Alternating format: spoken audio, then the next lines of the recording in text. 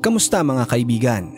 Isang classic na laban na naman ng The Magician ang masasaksihan natin. Ito ang isa sa mga laban niya sa ginanap na Efren Retirement Tour sa Las Vegas, Nevada. Ang mga kalaban ni Efren dito ay si Mike Najarian. Si Mike Najarian o kilala din bilang Lil Mike ay isang elite pool star ng Las Vegas. Nakilala siya locally dahil sa mga malulupit na tira niya sa ibabaw ng lamesa. At bukod doon, isa rin siyang pool instructor sa Q Club, isang kilalang pool club sa Las Vegas, Nevada. Kaya masasabi nating hindi biro ang mga kalaban ni Efren dito. Ang magiging laban nila ay isa sa pinakamahirap na disiplina ng bilyar, ang one pocket. At para sa mga bago sa larong one pocket, ay hayaan niyong ipaliwanag ko sa inyo kung paano ito tumatakbo. Sa one pocket, ang dalawang player ay magkakaroon ng sarili nilang tig-isang pocket buong laro. At para manalo sa isang rack, dapat makahulog sila ng 8 bola sa kanya-kanya nilang pocket. Kaya mahirap ang larong ito mga chip, kasi kailangan ng matinding diskarte dito para magulo ang posisyon ng kalaban. Ilalagay natin ang bilang ng mga bola na nahulog nila sa rack para makita natin kung sino ang lamang. Ngayon, tignan na natin ang diskarte nila. Kayanin kaya ng pool instructor na si Lil Mike ang dalang magic ni Efren sa lamesa sa larong one pocket? Yan ang malalaman natin. Exciting magiging laban na ito mga chip. Kaya simulan na natin. Ito ang 2018 Efren Reyes Retirement Tour One Pocket, The Magician vs Lil Mike, Race to 5, Las Vegas, Nevada. Rack 1, unang sargo ang The Magician.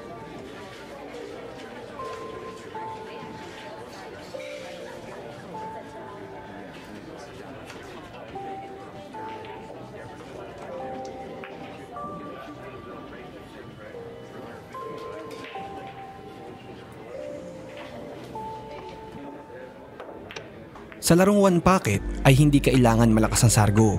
Dapat ay nakaposisyon lang ang pato sa lungat sa butas ng kalaban.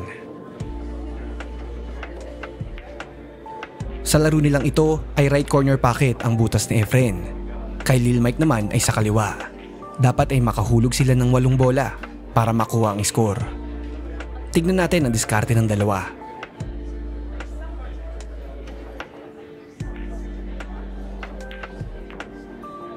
Kung mapapansin natin mga chip, diskarte lang talaga ang dalawang player. Pinapanatili nila yung posisyon sa lungat sa pocket ng kalaban.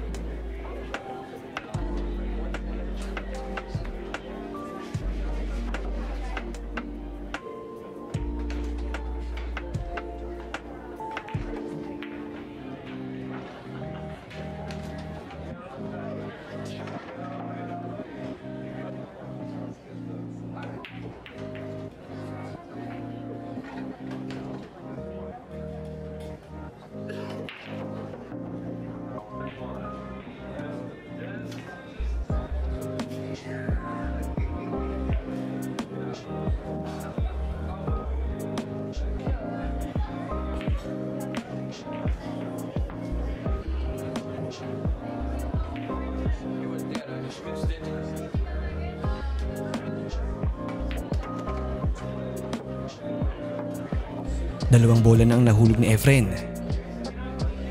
At ito na yung pangatlong bola.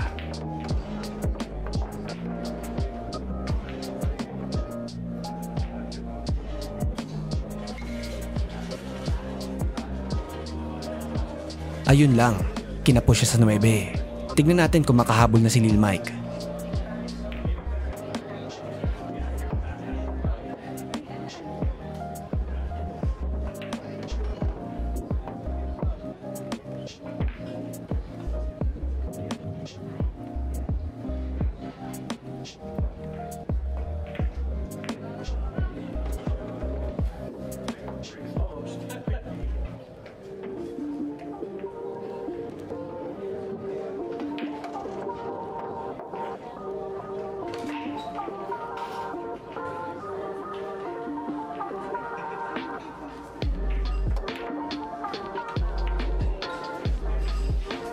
Sayang yung bank shot na yun sa 6 ni Efren. Mahirap talaga laruin ng 1 packet mga chip.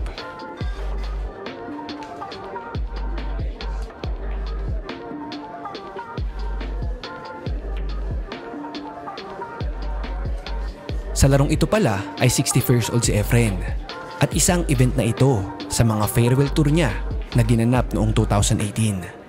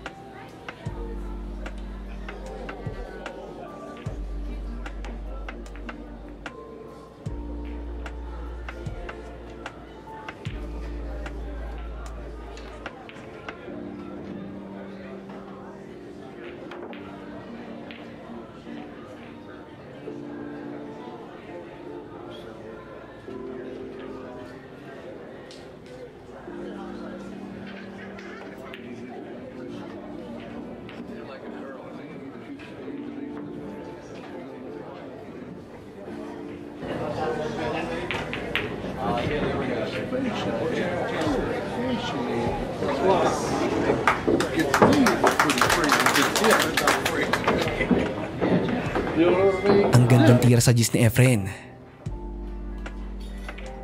Diretso tayo sa huling 2 bola. Isang bola na lang ay may makakakuha na ng score.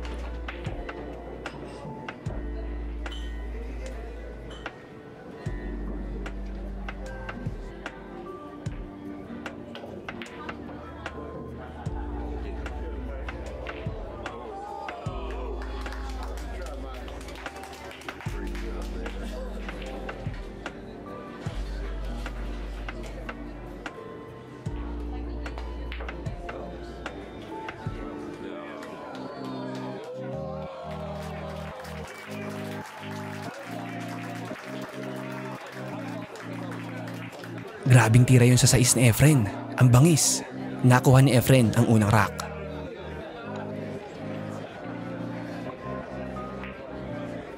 Rock 2, break ni Lil Mike. Abangan natin kung makatabla na ang Amerikano.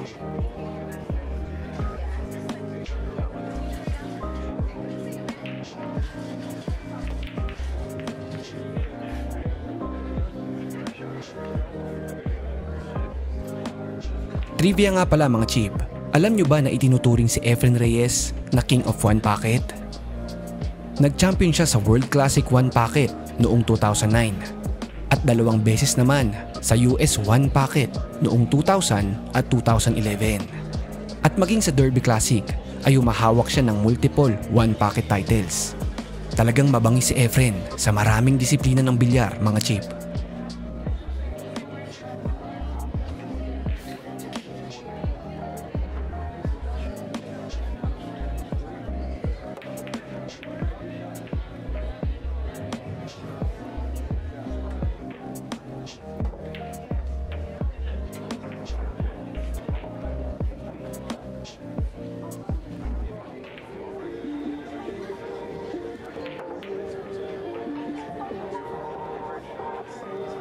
Ang gaganda din ng tago ni Lil Mike sa rack na ito.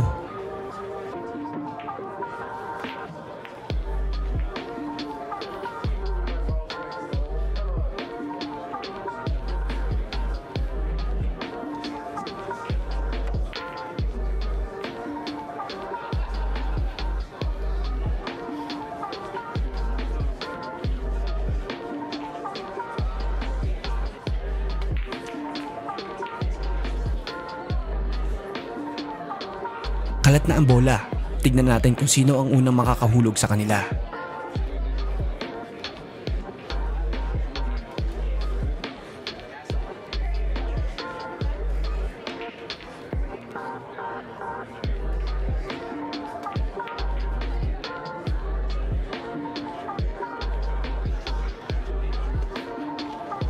At ayun na nga, nahulog na ni Efren ang G's.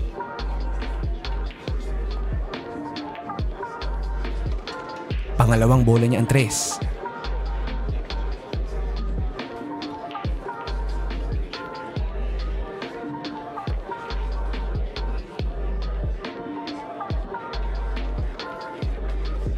Pasok ang 1, 5 na lang at kanya na ang rack.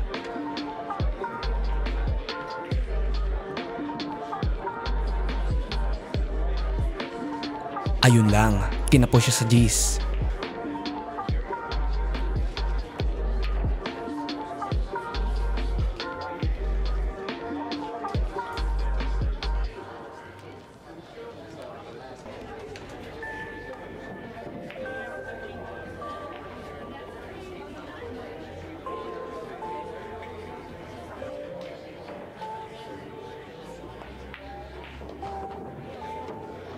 Nakapasok na si Lil Mike ng isa, kaso nahulog din ang 2 sa maling packet.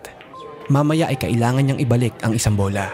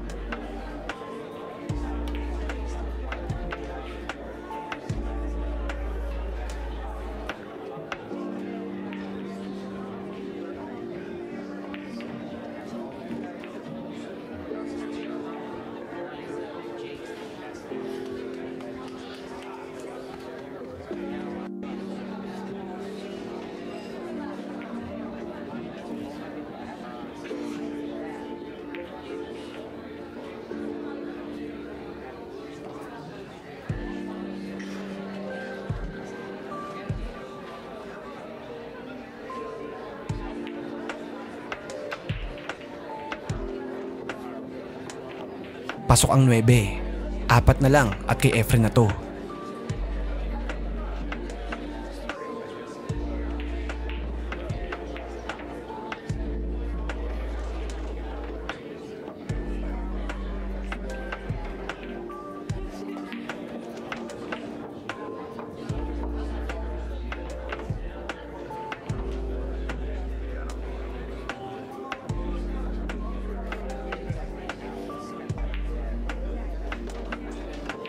Sunod-sunod na nakahulog si Efren.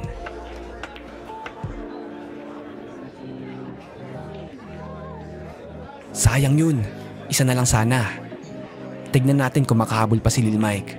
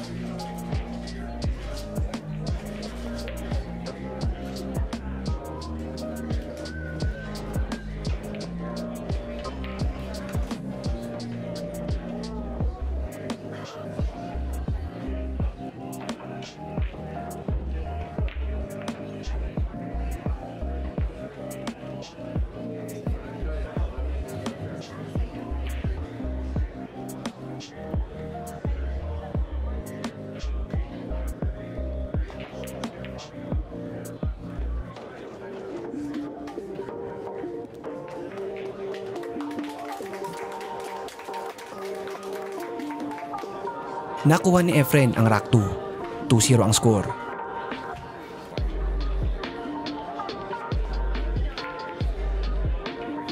Rack 3, break ni Efren. Tignan natin kung makatabla dito si Lil Mike.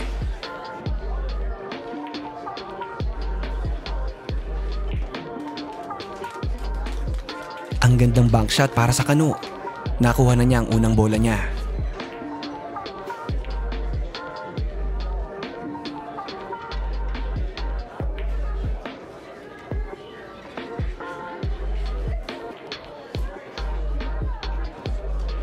Andyan pa ba kayo mga chip? Kung andyan pa kayo paki-comment naman sa baba kung nai-enjoy nyo ang 1 pocket billiard. At pakisabi na rin kung mas gusto nyo pa rin ang 9 ball kaysa sa 1 pocket. Maraming salamat.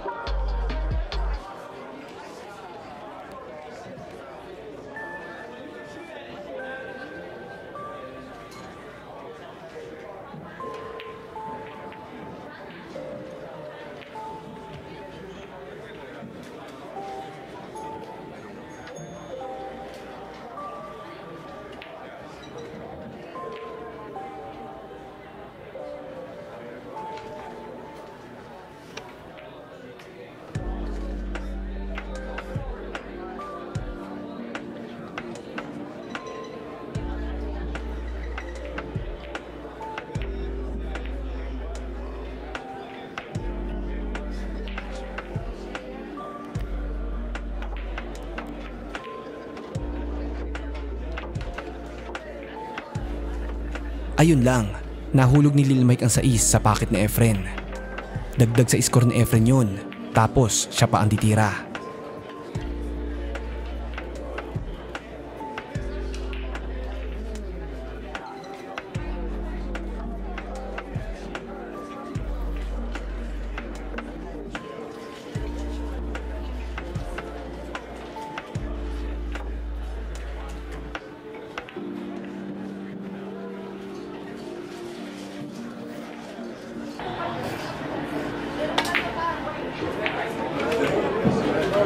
Grabe ang tira sa 9. Nag-magic na si Efren. Kay Efren ng Rock 3, 3-0 na ang score.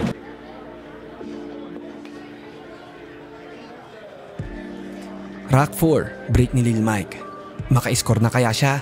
Tignan natin.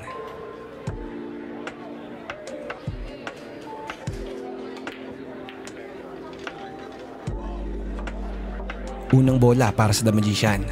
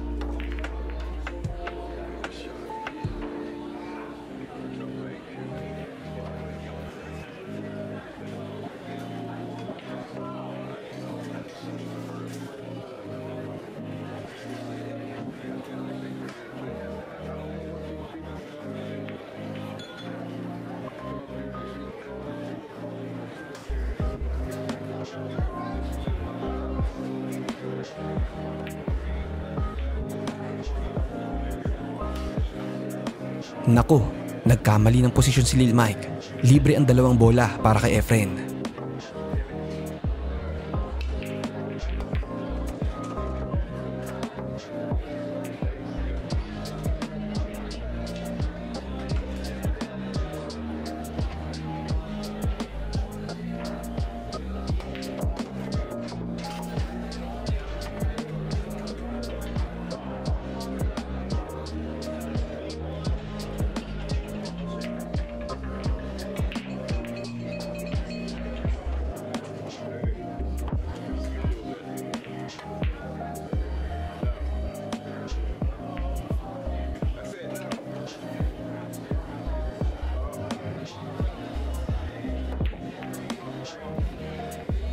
Bad shot na naman si Lil Mike. Nahulog sa maling pocket ang bola.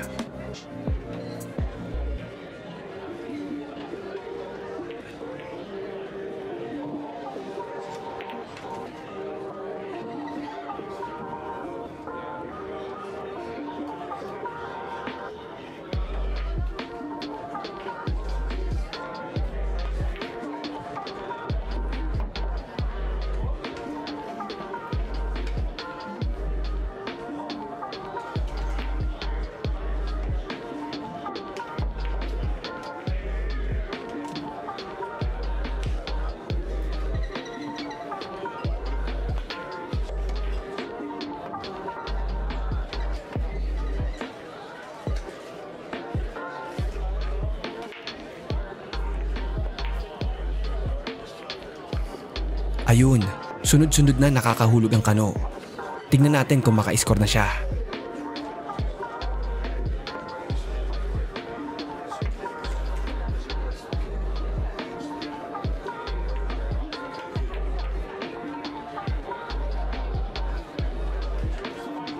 Sablay si Lil Mike, pero ang ganda ng tago niya.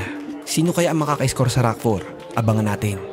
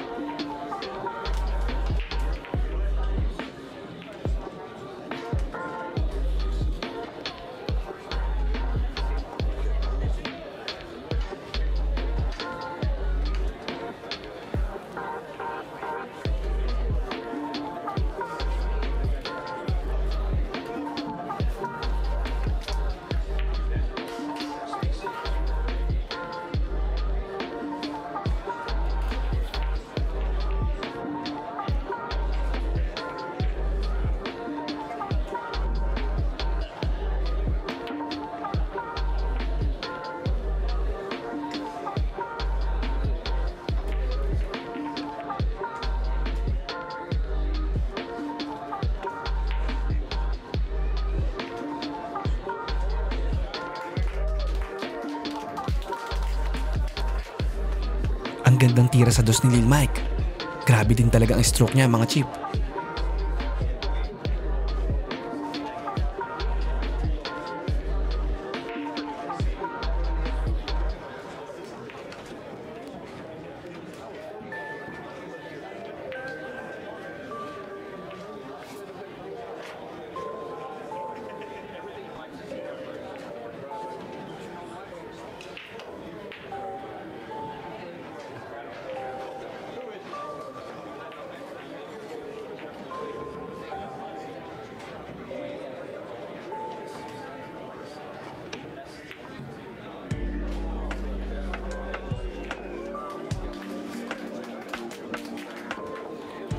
Pasok ang 3 para kay Efren. Nauwi na naman sa tag-isang bola ang dalawa. Tignan natin kung sino ang makakakuha ng Rack 4.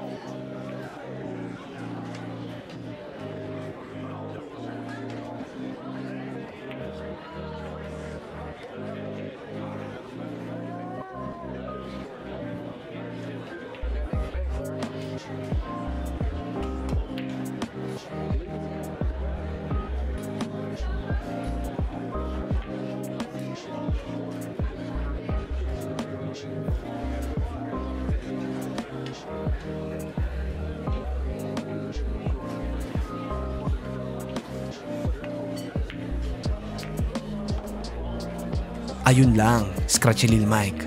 Dagdag ng isang bola sa gitna.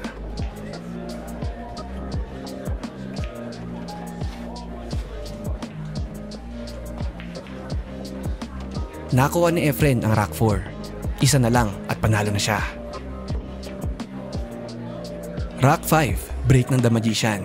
Tignan natin kung makuha na niya ang panalo.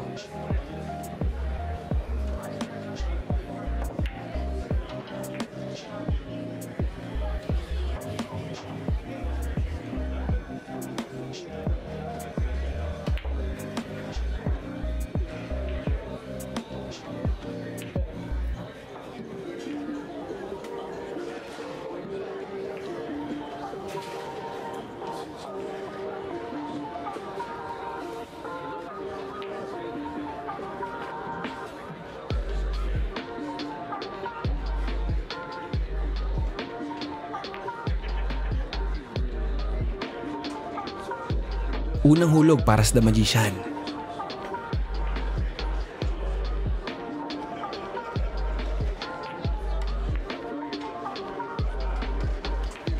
Ang gandang tira nun, ang nipis.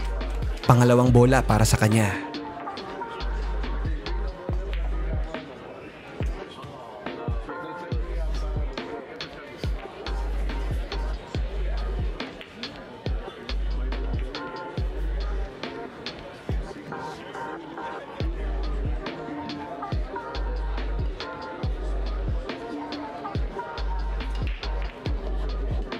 Na-budget si Efren, pero parang sinasadya niya ata yun.